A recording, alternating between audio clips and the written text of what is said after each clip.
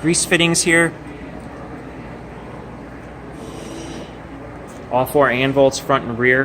Very important to keep those greased, depending on how much you guys run. Once a month should be sufficient if you're doing one shift. The anvil bearing blocks, of course, should be greased as well. You may notice that these anvil bearing blocks here have this little tap tool on the top. Quite honestly, we were just out of our standard die block, so we call this a lifting die block.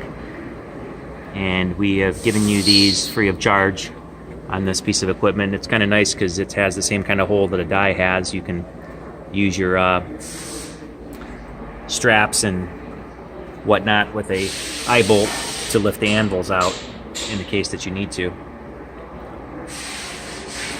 There's also grease fittings